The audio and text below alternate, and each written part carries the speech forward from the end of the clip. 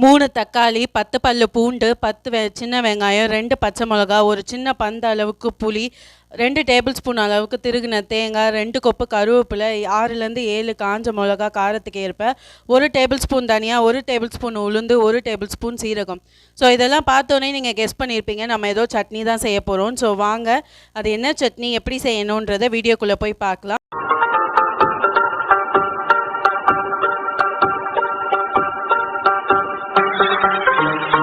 இப்போ நம்ம செய்ய போகிறது வந்து கொள்ளு சட்னி தான். கொள்ளு சட்னி வந்து எப்படி செய்ய போகிறோன்றதான் இந்த வீடியோவில் நீங்கள் பார்க்க போகிறீங்க. அதுக்கு நான் கொள்ளை வந்து 3 விசில் குக்கரில் விட்டு தண்ணியோடு எடுத்து வச்சுருக்கேன். ஃப்ரெஷ்ஷான கொத்தமல்லியும் எடுத்து வச்சுருக்கேன்.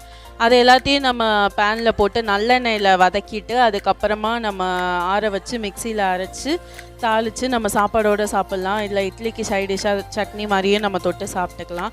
ஸோ கொள்ளுன்றது எதுக்குன்னு பார்த்திங்கன்னா நம்ம உடம்புல இருக்க கொழுப்பு சத்தை குறைக்கிறதுக்காக எடுத்துக்கக்கூடிய ஒரு உணவு அது. அதை வந்து நம்ம நார்மலாக சாப்பிட்ணும் அப்படின்னா கொஞ்சம் கஷ்டமாக இருக்கும்.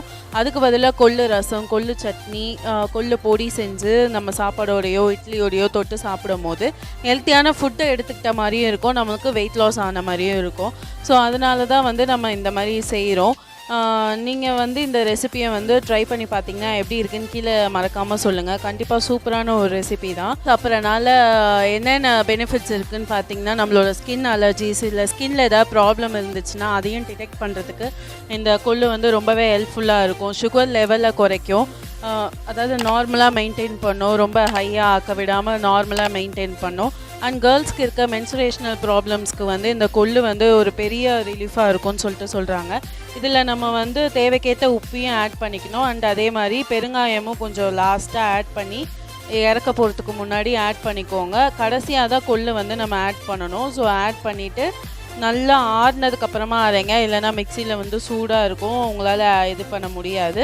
இந்த வீடியோ உங்களுக்கு பிடிச்சிருந்துச்சின்னா உங்கள் ஃப்ரெண்ட்ஸ் அண்ட் ஃபேமிலிக்கு ஷேர் பண்ணி இந்த வீடியோக்கு ஒரு லைக் போடுங்க.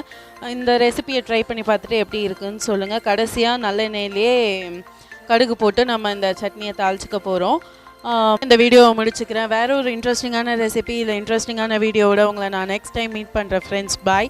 அண்ட் என்னோட சேனலை மறக்காமல் சப்ஸ்கிரைப் பண்ணிக்கோங்க. பக்கத்தில் இருக்க பெல் ஐக்கானையும் கிளிக் பண்ணிக்கோங்க. அப்போ தான் நான் போகிற வீடியோஸ்க்கான நோட்டிஃபிகேஷன் உங்களுக்கு ரெகுலராக வரும். Thank you friends.